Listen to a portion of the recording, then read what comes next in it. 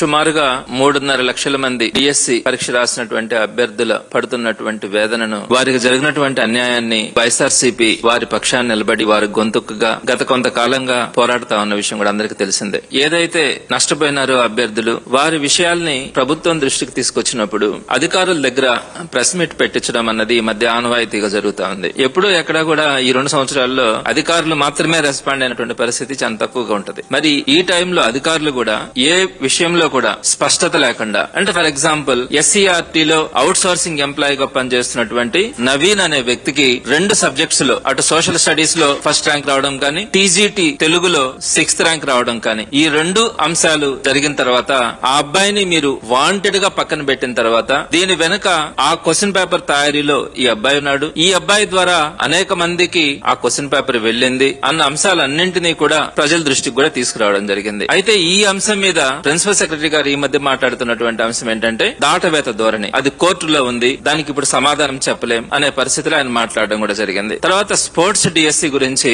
అసలు అర్థం కాని విషయం ఏంటంటే, ఒక పక్క ఒక డిఎస్సిని రిలీజ్ చేస్తున్నారు, మళ్ళా స్పోర్ట్స్ డిఎస్సి అన్నారు. ఈ స్పోర్ట్స్ డిఎస్సిని తీసుకెళ్లి మరలా మెగా డిఎస్సిలో కలిపామన్నారు. కానీ ప్రిన్సిపల్ సెక్రటరీ గారు ఎప్పుడూ కూడా స్పోర్ట్స్ డిఎస్సి గురించి మాట్లాడడానికి కూడా ఆయన ఇష్టపడరు. మొత్తం రిలీజ్ చేసిందైతే స్కూల్ ఎడ్యుకేషన్ డిపార్ట్మెంట్ మొత్తం డేటానంతా కూడా ఫైనల్ గా రిలీజ్ చేయడం కూడా జరిగింది. దాని గురించి ఆయన ప్రస్తావించారు. ఇక్కడ అనేకమైనటువంటి అక్రమాలు ఈ క్రమంలో జరగడం కూడా జరిగింది. వాటన్నింటినీ కూడా నేను ఇప్పుడు సాక్ష్యాధారాలతో సహా మీకు చూపిస్తాను. ప్రధానంగా నిరుద్యోగులు ఏదైతే డిఎస్సి రాసినటువంటి అభ్యర్థులు ఎంత నష్టపోయినారు అనే దాని మీద కొన్ని ఉదాహరణలు చెప్తాను. ఒకటి, మీరే చెప్తా ఉన్నారు 1:1 రేషియోలో పిలిచినామని. 1:1 రేషియోలో పిలిచి వారిని అన్యాయం చేసిన వారు ఈ రోజు ఎంత బాధపడతా ఉన్నారన్నది మీరు ఒకసారి ఆలోచించుకోవాలి. అలానే వర్టికల్ రిజర్వేషన్స్ లో కూడా మీరు ఏ కమ్యూనిటీకి ఆ కమ్యూనిటీ కాకుండా ఓసీ, బీసీ, ఎస్సీ, ఎస్టీల మధ్యలో వర్టికల్ రిజర్వేషన్స్ ని సరిగా ఫిల్ చేయలేదని ఈ రోజు చాలా మంది నష్టపోయినటువంటి పరిస్థితి. అలానే సిబిఎస్ఈ, నవోదయ స్టూడెంట్స్ అయితే వారు బేసిక్ గా ఇంగ్లీష్ మీడియం చదువుకున్నారన్న